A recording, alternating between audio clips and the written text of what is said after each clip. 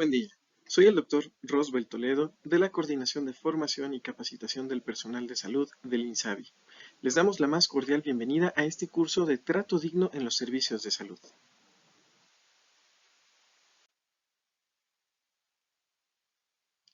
Nos preguntamos por qué está tomando usted este curso. Tal vez haya sido obligado o haya sido un compromiso por parte de su unidad, tal vez por interés propio o tal vez por alguna tarea escolar. Como sea, le damos las gracias por estar tomando este curso, porque no solamente usted será beneficiado por él, sino las personas en las que atiende. Así es que sean todas y todos ustedes bienvenidos. Bien, empezaremos con este módulo que se llama el trato digno en el nuevo modelo de atención basado en atención primaria de salud. Seguramente muchos de ustedes ya han tomado nuestro curso de atención primaria de salud. Si aún no lo hacen, es muy recomendable tomarlo porque esta estrategia de Primary Healthcare es básicamente la estrategia en la que se basa el modelo de atención. Este concepto de Primary Healthcare surgió en 1978 en la reunión de Alma Ata. Sin embargo, hay una crítica interesante que me gusta mucho comentar porque justamente habla que tal vez fue mal traducido el concepto de Primary Healthcare. Ah, el doctor David Tejada en este artículo menciona que por esa época este término fue pésimamente mal traducido como atención primaria de salud y eso no ha ayudado significativamente a su genuina interpretación y cabal entendimiento. Por un lado, la palabra atención induce a pensar en un servicio, sobre todo médico, donde hay proveedores activos y recipientes pasivos, y por otro lado, la palabra primaria promueve a subvalorar el contenido de este servicio, identificarlo como lo elemental, empírico, un servicio barato para los pobres, y comenta que el término en alma ata tenía otra acepción, que consideraba como primario a lo esencial, nuclear, fundamental, sustantivo y prioritario. Es decir que yo estoy seguro que muchos de nosotros cuando escuchamos este concepto normalmente lo asociamos a primer nivel de atención, simplemente porque atención primaria de salud cuenta con esta palabra, primaria. Sin embargo, primary es más entendido o mejor entendido como primordial, esencial, fundamental o prioritario. Por lo que el concepto o la estrategia de atención primaria de salud hubiera sido tal vez mejor traducida como todas esas acciones sistémicas esenciales y fundamentales para el cuidado de la salud. Esta estrategia de atención primaria de salud tiene básicamente tres componentes fundamentales, que es contar con servicios de salud integrados, centrados en las necesidades de salud de las personas a lo largo de la vida, tener políticas multisectoriales que consideren acciones para modificación de determinantes de la salud y el empoderamiento individual, familiar y comunitario para que la comunidad atienda su propia salud. Bien, este concepto en 2018 nuevamente fue retomado por la Organización Mundial de la Salud en la reunión de Astana, Kazajistán. Los países de la OMS se comprometieron a una atención primaria de salud sólida como base para el futuro de la salud de todas las personas. En 2019, incluso, en nuestro país, en la Ciudad de México, la reunión de alto nivel de la OPS se llevó a cabo por los directivos de esta organización en nuestro país y se hace un llamado a la acción a los países de la región para hacer que la APS sea el eje de los sistemas de salud para la salud universal, firmando en todo caso este pacto 30-30-30. Para fines prácticos, el marco conceptual de la atención primaria de salud que nos gusta mucho utilizar para comprenderla mejor es este que establece la Organización Mundial de la Salud, que se conoce como Iniciativa de Desempeño de la Atención Primaria de Salud o Primary Healthcare Performance Initiative. Bien, este marco conceptual contempla 5 grandes dominios que como ustedes, insisto, si ya tomaron nuestro curso de APS, podrán profundizar sobre cada uno de estos conceptos y conviene de hecho que los comprendamos, los analicemos y los identifiquemos en nuestra prestación de servicios. Todo esto se encuentra basados en un dominio transversal que son los determinantes sociales y el contexto político, social, demográfico, socioeconómico, siempre con un enfoque de derechos. Y nos gusta mencionar este marco conceptual porque justamente forma parte de la base fundamental del modelo de atención. Bien, ahora, ¿cómo se relacionan estos conceptos con el curso de esta ocasión de trato digno? Básicamente, el trato digno forma parte de la calidad de la atención. Existen básicamente tres dimensiones de la calidad. La calidad técnica, que tiene que ver con saber hacer un buen diagnóstico, dar un buen tratamiento. La calidad interpersonal, que es el trato digno, amable, la satisfacción de la atención. Y la tercer dimensión sería la seguridad, que también se relaciona con la calidad técnica, que es evitarle riesgos a los pacientes durante su prestación de servicios. Entonces, si ven el marco conceptual, básicamente se contemplan esos tres conceptos en la gestión de calidad de los servicios de salud, el respeto y confianza entre las personas y el personal de salud y la seguridad. Ok, pero ¿qué es un modelo de atención? Para fines prácticos existen varios modelos de provisión de servicios, es decir, cómo los servicios nos organizamos para operar de forma integral como un todo.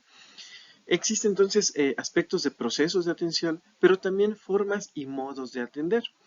Está la organización y operación del sistema como un todo, y hay procesos técnicos, clínicos, administrativos y también la manera de servir, la forma en la que los prestadores de servicios tenemos cierta actitud, cierto comportamiento y cierto trato hacia las personas. Ah, buscando una definición o la construcción de una definición integral de la atención primaria de salud, podríamos contemplar que es un enfoque o estrategia integral que busca la organización y operación del sistema de salud como un todo, de forma reflexiva, integrada, de alta calidad, oportuna, disponible y accesible, de acuerdo con las necesidades de salud de las personas y que se basa en la atención integral e integrada de acciones fundamentales, encaminadas a la promoción de la salud, prevención de enfermedades, intervenciones basadas en la población, con el máximo y genuino interés del personal de salud que trabaja en equipo, organizado, coordinado, congruente, amable y efectivo, para mantener sana la población bajo su responsabilidad con componentes ideales de atención, que rompen paradigmas, innovadores, factibles, disruptivos, para elevar el nivel de salud y calidad de vida de las personas, quienes pueden hacer uso de sus recursos de forma activa para mejorar su contexto y determinantes sociales, sin limitar la provisión de servicios a la atención individual. Para fines prácticos, esta extensa definición de atención primaria de salud nos explica cada uno de los componentes que integran no solamente quién brinda los servicios, hacia quién son brindados, de qué manera, de qué forma y bajo qué principios rectores. Para recordar rápidamente qué es brecha y qué es desigualdad, tenemos que hablar forzosamente de los determinantes de salud. Las brechas de desigualdad evidencian la desigual distribución del poder, del dinero y de los recursos. Estos determinantes de la salud son las condiciones en que las personas nacen, crecen, viven, trabajan y envejecen, y los factores estructurales de esas condiciones que afectan directamente la salud de las personas, o sea, la distribución del poder, el dinero y los recursos. Y ahora vamos a ver por qué hemos subrayado tanto la distribución del poder. Haciendo un símil y pensando que todas las personas nacemos en un momento determinado bajo los principios o cobijados por las leyes de la Constitución política que establece justamente los derechos reconocidos por esta Constitución política de los Estados Unidos mexicanos, podemos identificar algunos derechos, fíjense, como el derecho a la igualdad y a la no discriminación, el derecho a la salud, el derecho a un medio ambiente sano, entre otros. Y todos nacemos al mismo, bueno, no al mismo tiempo, pero sí cobijados por la misma Constitución. Solo que no todos estos derechos son garantizados dependiendo del contexto social en el que nazcamos. Algunos derechos son garantizados y otros no, existiendo cierto rezago y aumentando cierta brecha entre las personas. Podemos ver, por ejemplo, este concepto de igualdad que no significa equidad. Igualdad es darles a todo lo mismo y equidad es darles a todos lo que necesitan de acuerdo a sus necesidades. Estos son componentes y conceptos importantísimos para comprender estos aspectos de justicia social y de garantía de derechos. Bien, Nuestra Constitución Política, desde el título primero y el capítulo primero, menciona los derechos humanos y sus garantías. Y en esta primera página, para fines prácticos, menciona que está prohibida la discriminación motivada por origen étnico, nacional, género, la edad, por preferencias sexuales, el estado civil o cualquier otra que atente contra la dignidad humana y tenga por objeto anular o menoscabar los derechos y libertades de las personas. Es decir, desde la primera página de la Constitución Política de los Estados Unidos Mexicanos, podemos ver que se encuentra la palabra dignidad humana y que se encuentra prohibida también la discriminación.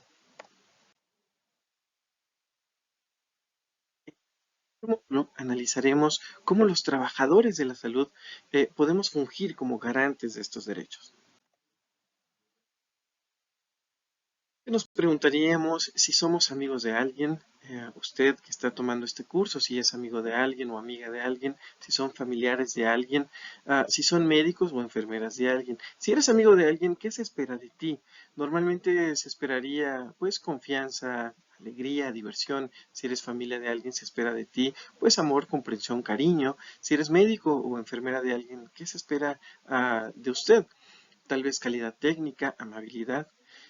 Pero bien, si a nosotros nos paga el gobierno, porque así viene nuestra nómina o es quienes nos pagan realmente, formamos parte del gobierno. Y si formamos parte del gobierno, ¿de quién depende el cambio? Fíjense, la Constitución Política de los Estados Unidos Mexicanos, para llevarse a cabo o para garantizar los derechos que vienen establecidos, establece instituciones, organizaciones. En el caso de la salud, pues genera instituciones de salud. Y para que las instituciones funcionen, pues contratan personal. Entonces, la institución y el personal forman parte de los recursos para garantizar los derechos constitucionales. Por eso es que nosotros, las personas que trabajamos en el sector salud, pues básicamente formamos parte de la garantía de los derechos constitucionales hacia los mexicanos, hacia las personas que atendemos. Es por eso que se considera que el personal de salud somos garantes de los derechos. Fíjense, todos somos derechohabientes de la protección de la salud y el personal de salud somos el instrumento del Estado mexicano para garantizar el derecho a la salud de forma digna, respetuosa, efectiva y oportuna. Seguramente ustedes ubican el concepto de derechohabiente y casi todos asociamos el concepto de derechohabiente a las personas que tienen seguridad social. Este es un paradigma que vale la pena identificar. Todas las personas tenemos el derecho a la protección de la salud.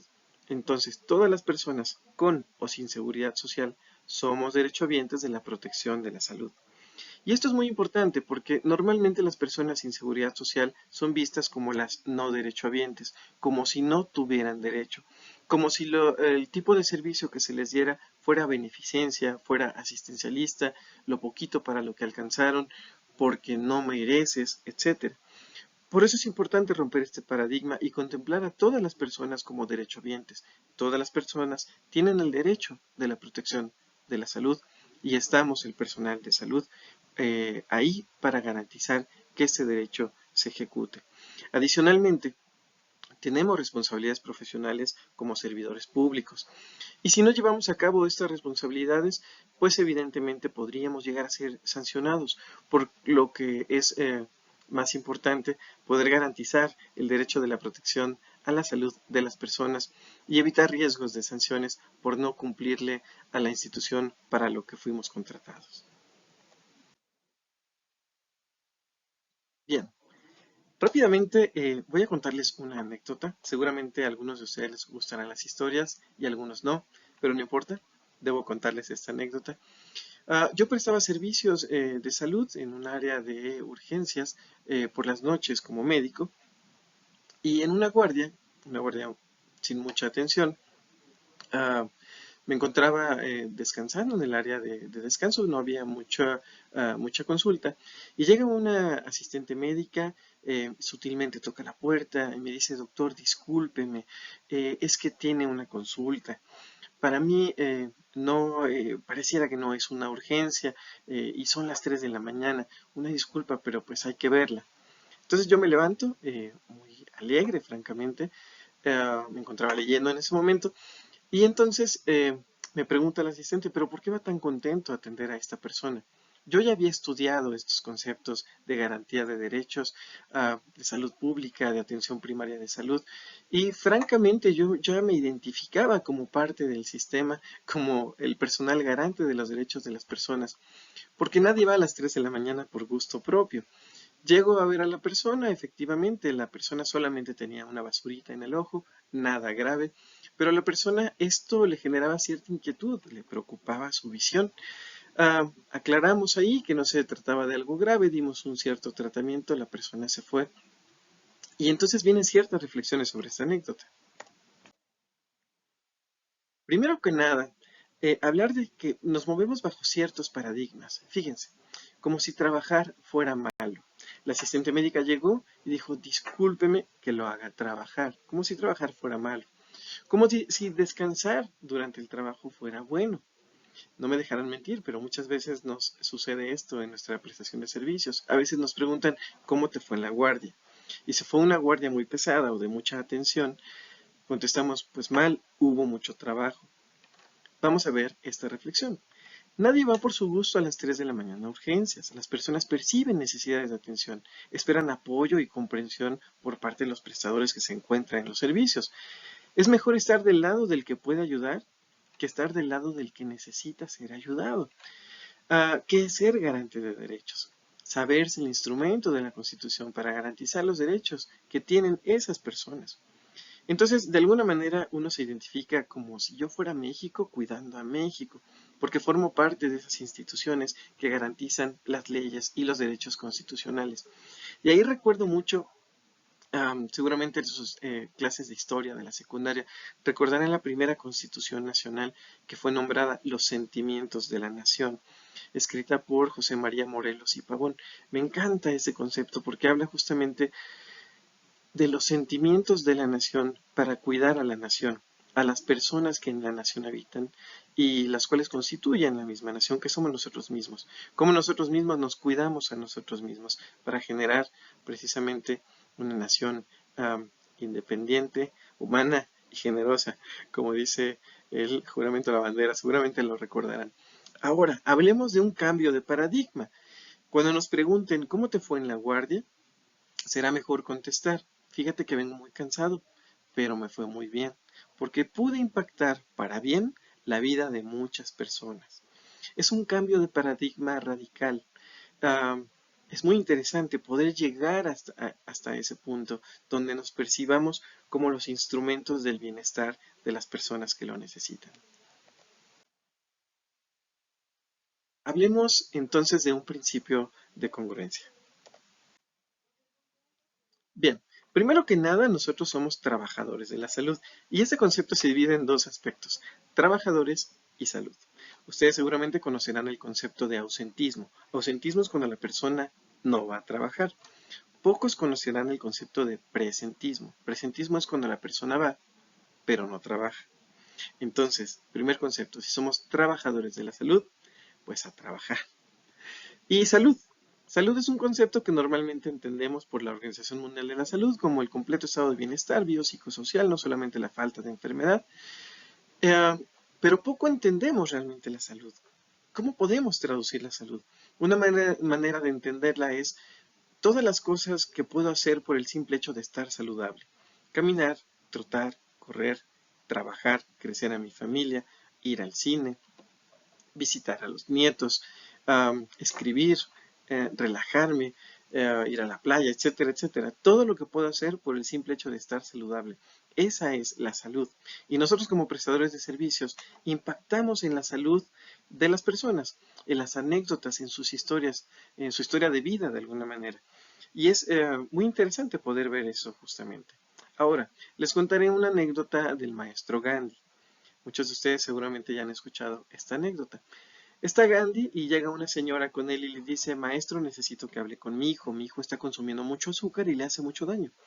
Gandhi se detiene, reflexiona y le dice, bien, hablaré con él, pero búsqueme la próxima semana. La señora se va, regresa la próxima semana, Gandhi habla con el muchacho entiende que hace daño comer tanto azúcar, deja de hacerlo, y la señora le pregunta, pero ¿por qué no habló con él la semana pasada? A lo que Gandhi contesta, es que usted no entiende. La semana pasada yo también comía azúcar. Este es un principio fundamental. Se llama principio de congruencia. Si nosotros somos trabajadores de la salud, ¿quiénes son esas primeras personas sobre las que sí podemos impactar en su nivel de salud? Nosotros mismos. ¿Quiénes son esas primeras personas que sí pueden escuchar una recomendación de hábitos saludables, de nutrición saludable, de ejercicio, etcétera? Nosotros mismos. ¿Quiénes somos esas personas que sí podemos llevarlo a cabo? Nosotros mismos. Si nosotros no nos interesamos por nuestra propia salud y nuestro propio bienestar, ¿cómo podría interesarnos realmente el bienestar de otras personas? Sería incongruente, no se llevaría realmente a cabo. No habría un auténtico y genuino interés por mantener sana la población bajo nuestra responsabilidad. Por eso es muy importante hablar de esto. Y el bienestar no solamente tiene que ver con el bienestar físico, mucho tiene que ver también con la salud mental, con el bienestar emocional.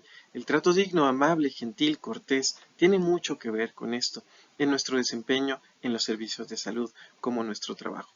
Lo que ven en pantalla básicamente lo denominamos la rampa de la salud y todos nosotros estamos parados en algún punto de esta rampa. Algunos con mayor bienestar físico, algunos con menos bienestar físico, tal vez. No importa dónde estemos parados, lo más importante es hacia dónde estamos caminando con las decisiones que tomamos día a día. Y como he dicho, no solamente es el aspecto físico, sino emocional o psicosocial.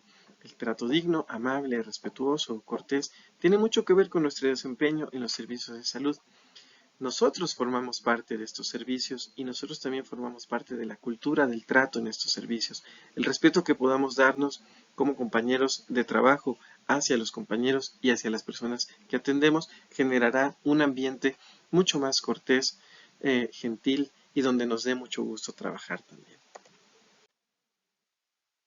Lo que vemos en pantalla es lo que conocemos como el bienestar holístico, que tiene varios rubros: el bienestar financiero, intelectual o creativo, ocupacional, interpersonal, autoconciencia, la resiliencia, la conciencia espiritual, la armonía ambiental, el bienestar físico, que es el que normalmente atendemos, y también, como esfera importante, el bienestar sexual e íntimo, que todas las personas también tenemos a lo largo de la vida. Importante hablar de bienestar, porque mucho se habla del concepto, poco se entiende, poco se aborda. Cuando uno empieza a atender el bienestar ocupacional, entiende justamente esta parte, el respeto y confianza entre los prestadores de servicios, los compañeros de trabajo, pero también entender que tenemos una cierta sinfonía interpersonal. Cómo nos llevamos con las demás personas, cómo atendemos a las personas que necesitan de nosotros, y el aspecto de resiliencia. Miren, en ocasiones hay ciertas circunstancias que nos llevan a cierta tensión. Tener capacidad de regresar a un estado de bienestar tiene mucho que ver con la resiliencia. Y esa tensión muchas veces puede ser algún aspecto emocional que esté pasando tal vez en casa y que me llevo al trabajo, o tal vez alguna exigencia o demanda de las mismas personas que atendemos por algún retraso en la atención, etcétera, etcétera. Muchas condiciones que pueden generar ciertas situaciones de conflicto o estrés en la prestación de servicios. Hay que buscar la generación de resiliencia. Eso también es algo que se puede generar. Hablemos un poco del comportamiento. Me gusta mucho hablar del comportamiento explicando un poco la toma de decisiones. Todo el día estamos tomando decisiones desde que suena el despertador. Me levanto o no me levanto, me baño o no me baño, hasta que llegamos a este otro momento. Desayuno o no desayuno y qué desayuno. Hay cosas que son buenas, a veces podemos considerar algunas cosas buenas, algunas cosas malas. Si yo pudiera pedirles a ustedes que levanten la mano y me dijeran si hamburguesas y pizzas son buenas, algunos levantarían la mano, porque hay que romper también este paradigma. Para romper este paradigma tenemos este esquema que me gusta mucho. En nuestra mente tenemos tres personajes: padre, adulto y niño. La conversación de ellos es distinta. El padre le dice al niño: es que tú debes de o tú tienes que. Y el niño contesta: es que yo quiero o no quiero. Afortunadamente hay un tercer personaje. Este personaje es el adulto, cuya conversación es conviene. ¿Qué es más conveniente? Y entonces cuando regresamos a este esquema, podemos hablar de qué es conveniente o no conveniente de acuerdo a mis metas de salud. Y con eso rompemos el paradigma de si es bueno o si es malo, nos enfocamos a lo que es conveniente.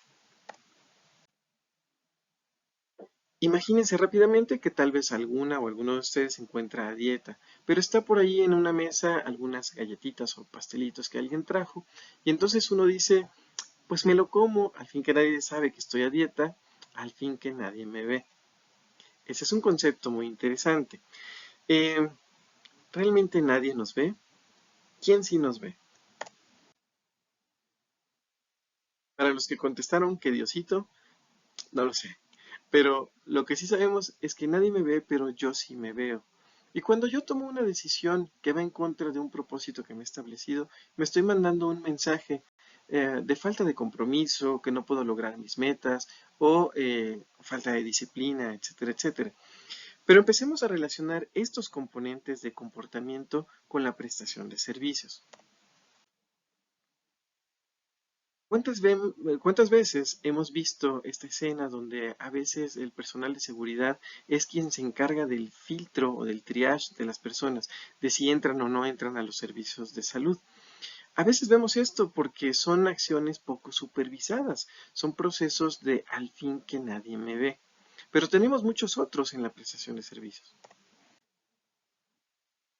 El no hacer la asepsia o antisepsia para canalizar a un paciente, o tal vez, bueno, porque al fin que nadie me ve, o tal vez no hacer la higiene de manos después del contacto con el paciente porque al fin que nadie me ve, o no levantar los barandales después de revisar a un paciente porque al fin que nadie me ve, o por ejemplo la pausa quirúrgica, no hacerla en quirófano porque al fin que nadie nos ve y ahí nos volvemos todos cómplices.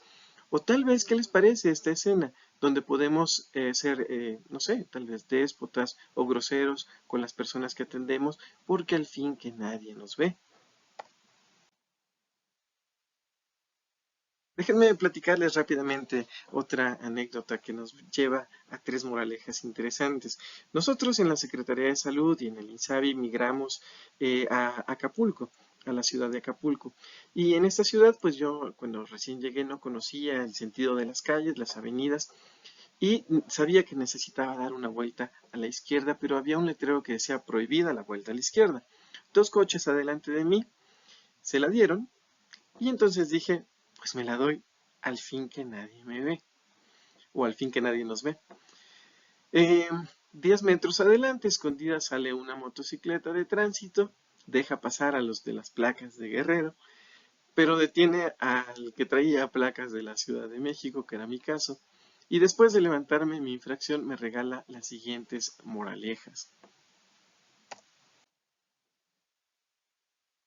La primera es por qué hacer las cosas mal solo porque los demás las hacen mal.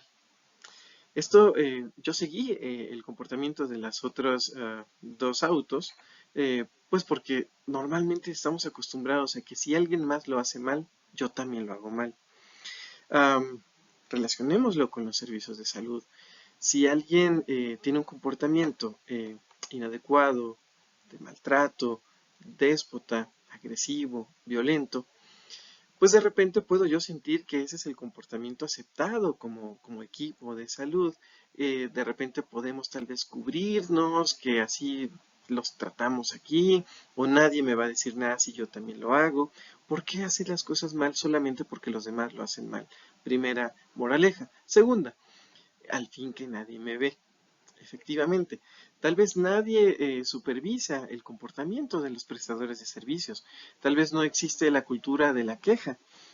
Tal vez no existe ese buzón de quejas, o tal vez si existe nadie lo revisa y nuestro comportamiento no es supervisado.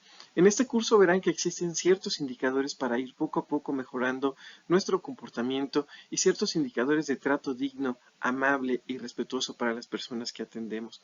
Entonces, identificar esos comportamientos de al fin que nadie nos ve para empezar a modificarlos también. Segunda moraleja. La tercera, ¿dónde debería de haber estado ese policía? ¿Escondido 10 metros más adelante, esperando a ver a quién le levantaba la infracción? ¿O dónde creen ustedes que debía de haber estado ese policía? La respuesta correcta es en el crucero, evitando el accidente, previniendo el atropellamiento, el choque, etcétera, etcétera. Entonces, ¿dónde debería de trabajar el personal de salud si hay un auténtico interés en mantener sana la población de nuestra responsabilidad?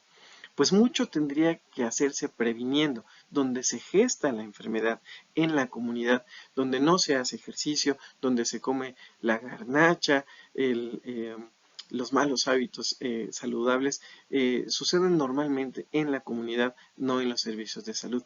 Esta reflexión la hago justamente para empezar a pensar más en los aspectos preventivos y de promoción de la salud hacia donde debemos virar como sector. Ahora, analicemos esta frase. En el contraste se aprecia la belleza. Y aquí podemos ver un árbol muy bonito, un atardecer muy bonito, y también podemos ver un lúgubre paisaje de este otro lado. En las siguientes diapositivas analizaremos justamente la parte lúgubre que podemos denominar el maltrato interpersonal.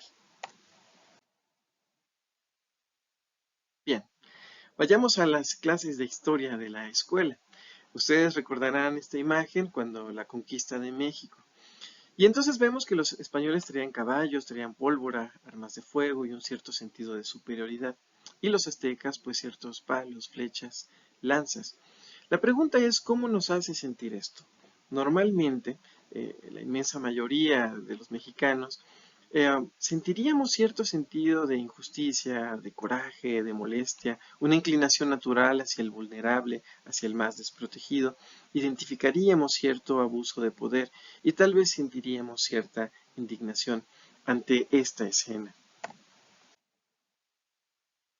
Si analizamos nuevamente este esquema, también tal vez podríamos percibir cierta indignación, cierto, en algunas ocasiones, brecha o desigualdad o injusticia social, cierta indignación.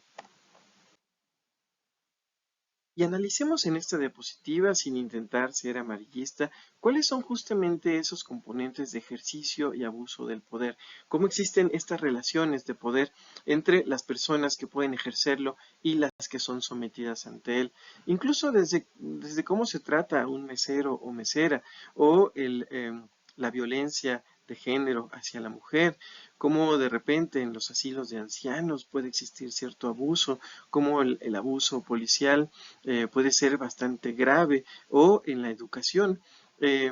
Fíjense cómo también hay aspectos raciales importantes a subrayar. El abuso hacia los animales, por ejemplo, el abuso educativo en el cuidado de los menores.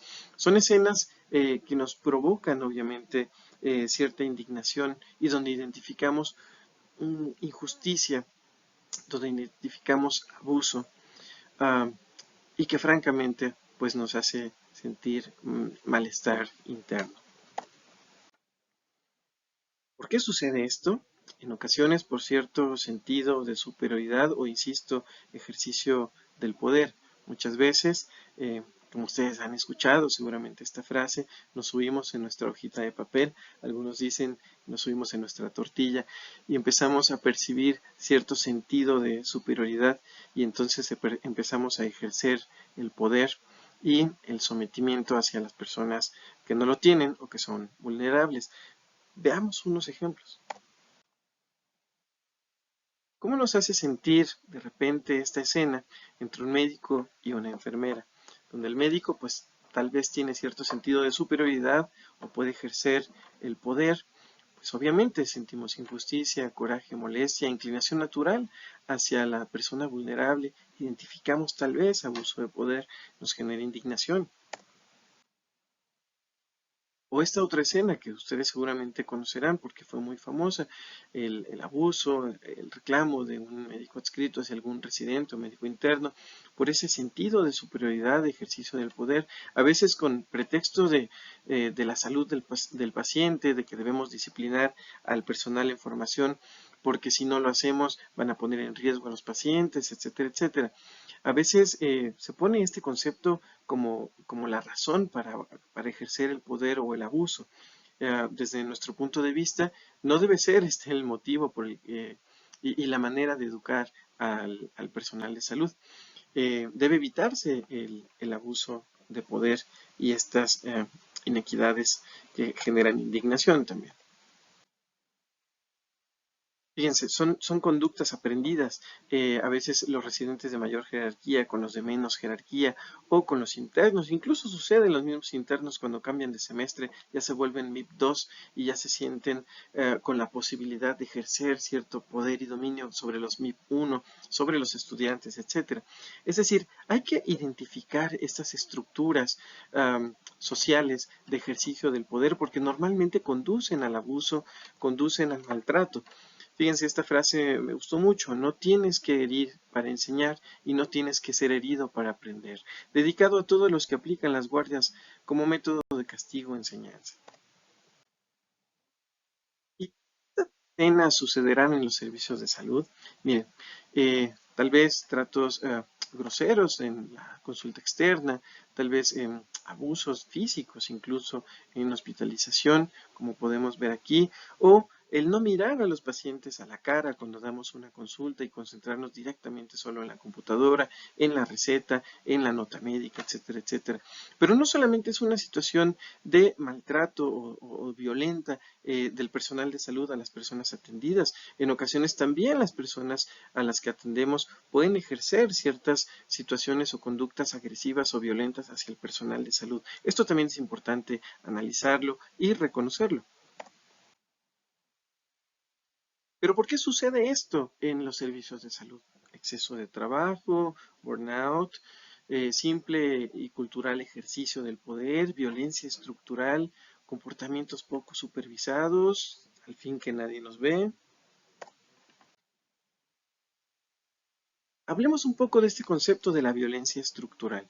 Estas son situaciones en las que se produce un daño en la satisfacción de las necesidades humanas básicas, como la supervivencia, el bienestar, la identidad o la libertad, como resultado de los procesos de estratificación sociocultural, es decir, sin necesidad de formas de violencia directa. Mucho tiene que ver este proceso de estratificación sociocultural, donde uno se pone adelante del otro. Imagínense ese camioncito del pescadito. Uno está por adelante de otro, uno está por encima de otro, tal vez.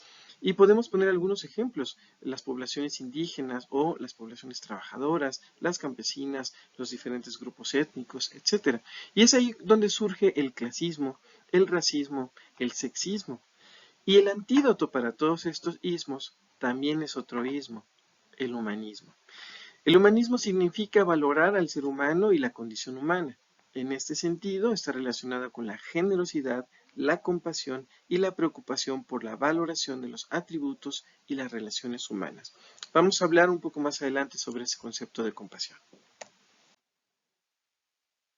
Si volvemos a esta diapositiva, que en el contraste se aprecia la belleza, y hemos hecho un viaje hacia la parte lúgubre del maltrato, de la mala toma de decisiones en cuanto al comportamiento en la prestación de servicios, ahora podemos pasar al lado del contraste, al trato digno, respetuoso, atento, amable, cordial, cortés, gentil, y podemos atender algunas reflexiones interesantes.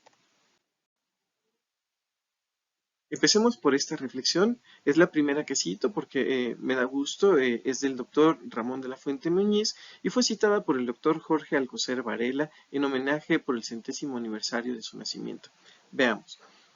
El peligro es que, bajo el influjo de fuerzas poderosas, la medicina pierda cada vez más el contacto con la condición humana de los enfermos y se convierte en una tecnología fría, aplicada por técnicos agobiados por su responsabilidad y hacia un número excesivo de enfermos y supeditados a una burocracia que aniquile su individualidad y sobre cuya marcha el médico como individuo no puede ejercer ninguna acción. Subrayo: la medicina pierde cada vez más el contacto con la condición humana. Entonces volvemos al concepto de humanismo. El personal de salud muchas veces hemos visto a destajo a las personas que atendemos. Y se nos olvida que cada persona que entra a nuestro consultorio es la persona más importante en ese momento. No solamente para nosotros, sino también para la misma persona. Su preocupación es lo más importante para esa persona en ese momento. Entonces es importante recordar esto y es importante recordarnos como los garantes de ese derecho de la protección de la salud. Otra reflexión de Carl Jung: Me gusta mucho, dice. Conozca todas las teorías, domine todas las técnicas, pero al tocar un alma humana, sea apenas otra alma humana. Y este de un anónimo, que seguramente ustedes han visto. Cuando veas un paciente, acuérdate que la enfermedad ya lo está tratando demasiado mal como para que tú también lo hagas.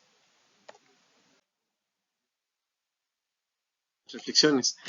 No importa lo educado, talentoso, rico, inteligente que creas ser, tu forma de tratar a los demás es lo que realmente define quién eres. O esta del Dalai Lama. Sé amable siempre que sea posible. Siempre es posible. Una palabra amable puede cambiar la vida de una persona. Estas 4 acciones dicen mucho sobre una persona. Cómo tratas a un mesero, cómo tratas a un niño, cómo tratas a un anciano, cómo tratas a un perro. Intenta siempre tratar un poco mejor a las personas de lo que es necesario. Bien, durante el curso ustedes abordarán un poco más de los conceptos de la dignidad humana.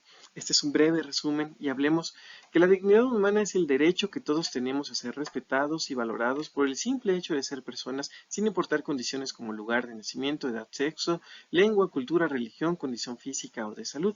Tratar de manera digna es respetar el derecho de cada uno para decidir libremente sobre su vida, participar en su comunidad, tener las mismas condiciones para desarrollarse plenamente y ser tomado en cuenta.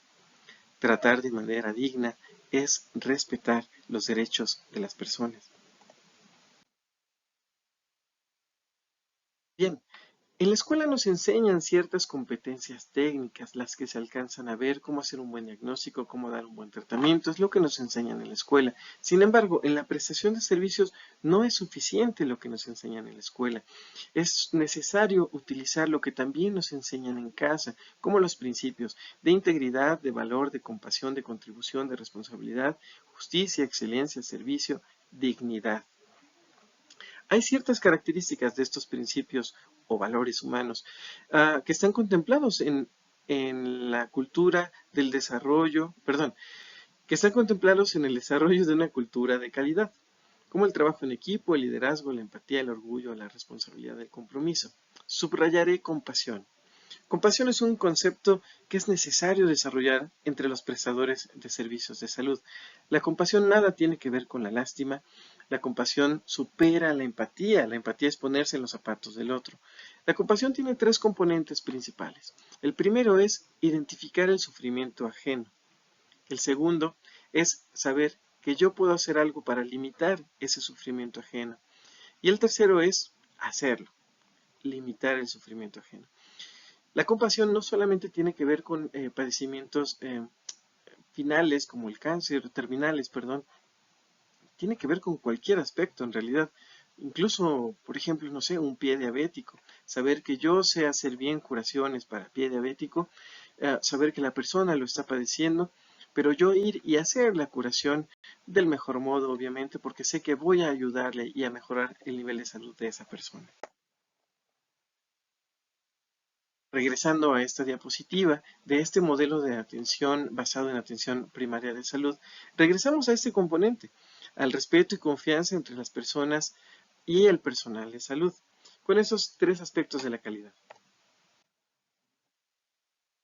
Como ya decíamos, la calidad técnica, que es un buen diagnóstico, buen tratamiento, un buen desenlace o buen resultado en salud, la calidad interpersonal, que es el trato digno, respetuoso, amable, y la satisfacción de la atención que percibe la persona después de haber sido atendida, y los rubros de seguridad, que es evitar riesgos en la atención, que se relaciona mucho obviamente con la calidad técnica. En los aspectos de desarrollo de una cultura de seguridad en las instituciones de salud, se utiliza mucho este cuestionario o cédula. Y subrayo estas 2 preguntas. ¿En mi área o servicio las personas se apoyan mutuamente? Una manera de preguntarlo también sería, ¿hay trato digno o amable entre el personal de salud? O la otra, ¿en mi área o servicio nos tratamos todos con respeto? Esto tiene mucho que ver entonces con el respeto entre el personal de salud.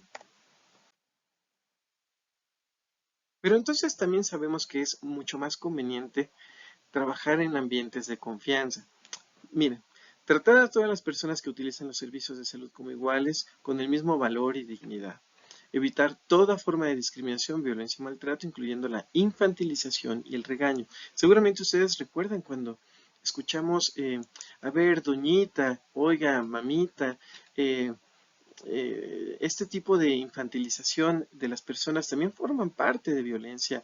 ah, o cuando regañamos a los pacientes de usted no se tomó la medicina, que usted se quiere morir, etcétera, etcétera. Tenemos ciertos comportamientos, insisto, de ejercicio de poder con las personas, generando estructuras de violencia. El respeto y la confianza se expresa mostrando aprecio por las personas, por sus creencias, valores y preferencias. ¿Y cómo se puede generar relaciones de confianza entre el personal de salud? Miren, estos son tips que no vienen en la escuela. Hable directo, demuestre respeto, cree transparencia, aprenda de sus errores, demuestre lealtad, entregue resultados, siempre mejore, confronte la realidad, clarifique expectativas, practique la solvencia, escuche primero, mantenga sus compromisos y extienda la confianza. Este esquema es muy de atención primaria de salud porque se dice que la atención debe centrarse en la persona, en su familia, en su comunidad, contemplando su cultura. Y como hablamos que el trato digno contempla y respeta la cultura de las personas, vale la pena recordar que no todos los contextos son iguales y las personas y las comunidades normalmente buscan por conservar sus tradiciones, su cultura. Normalmente no buscan parecerse al resto de las personas, sino respetar su identidad, y esta identidad debe ser entonces valorada y respetada por todos nosotros, por el bien de las personas. Algunas otras reflexiones interesantes hablando de la cultura. La cultura no es atributo exclusivo de la burguesía. Los llamados ignorantes son hombres y mujeres cultos a los que se les ha negado el derecho de expresarse y por ello son sometidos a vivir en una cultura del silencio. La ciencia y la tecnología en la sociedad revolucionaria deben estar al servicio de la liberación permanente de la humanización del hombre y de la mujer. Estas frases me gustan mucho, vale la pena reflexionarlas, son de Paulo Freire. Ahora, para ir cerrando esta introducción del curso, hay dos componentes importantes en los servicios de salud. Muchas veces le tenemos miedo a las quejas, como si la queja fuera mala. La queja es un mecanismo que nos ayuda a identificar qué procesos no están funcionando como deberían de funcionar. Es decir, las quejas nos ayudan a mejorar y el reconocimiento mejora al ayudar. Déjenme igual platicarles alguna anécdota muy breve. Cuando era médico residente, los pacientes, después de haber sido atendidos, normalmente agradecían la atención. Doctor, muchas gracias, su atención fue muy buena, nos vamos muy contentos. Y entonces yo empecé a decirles muchas gracias, pero ¿qué creen? Ese agradecimiento no lo dejen solamente hablado. A mí, a mis calificaciones me sirven mucho si ustedes lo dejan por escrito en el buzón que está en la entrada. Obviamente, en realidad no me ayudaba a mis calificaciones, pero yo sabía que ese buzón sí era revisado por la dirección al final del mes. ¿Cuál fue la sorpresa de la dirección? En todo ese año no había habido un mes donde hubiera habido más reconocimientos que el mes donde yo roté en ese hospital. Obviamente, como venía mi nombre, me mandaron llamar y me dijeron, doctor, ¿pero qué hizo usted? ¿Por qué hay tantos reconocimientos a su nombre? Pues, ¿qué le está diciendo a los pacientes? Les dije, lo que estoy haciendo es generar la cultura del reconocimiento. De entrada, la persona ya estaba agradeciendo, solamente lo hicimos por escrito. No es que yo estuviera manipulando alguna condición de las personas, obviamente las personas que no agradecían pues no les decía nada, pero las que sí, pues las llevábamos a que también ellas generaran su propia cultura de agradecimiento por escrito. Existen mecanismos electrónicos para generar esto en los servicios de salud y hay que favorecer su desarrollo, porque el reconocimiento ayuda al personal a identificar todo lo bueno que sí hacemos. A veces se nos llama la atención por alguna situación que salió mal, pero no somos reconocidos por todas las situaciones, actos, personas que sí atendemos y que les va muy bien. Y no somos reconocidos por nuestros superiores, y si somos superiores, no tenemos esta cultura del reconocimiento hacia nuestros colaboradores y conviene empezar a generarla.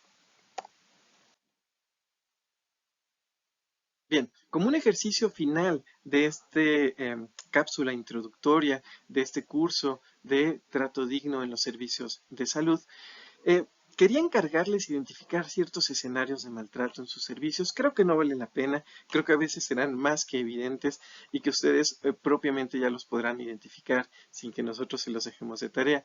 Mejor hablemos de un ejercicio que me gusta mucho, que viene escrito en el libro de Dale Carnegie. Dale Carnegie seguramente lo recordarán ustedes por el libro de Cómo hacer amigos e influir sobre las personas. Este ejercicio que les anoto aquí en realidad viene en un libro que se llama Maestría en Liderazgo. Y así dice: mañana, al llegar al trabajo, salude a la primera persona que se encuentre de una manera diferente, realmente amable. No solo la salude, interésese genuinamente en algún aspecto adicional de su vida, preguntándole algo adicional además de su nombre. Al día siguiente, siga siendo amable y siga saludando a esa persona, y profundice un poco más en algún otro rubro de su vida de forma sutil. Y así continúe durante 5 días. A la siguiente semana, inténtelo con un paciente. Se sorprenderá con los resultados. Eh, los invito a hacer este ejercicio. Muchas veces llegamos a los servicios y no queremos ver a nadie más que el grupito de personas con las que más confianza tenemos. Los invito a mejorar sus relaciones personales, a incrementar la confianza, a generar una cultura. Se conoce como círculo de influencia, este primer círculo en donde uno interactúa con otra persona y empieza a generar, primero que nada, confianza, respeto, colaboración, confiabilidad. Esto es muy conveniente para usted y para las personas que atendemos. Finalmente, de nueva cuenta, les damos la bienvenida. Sean todas ustedes bienvenidas y bienvenidos a este curso de trato digno en los servicios de salud.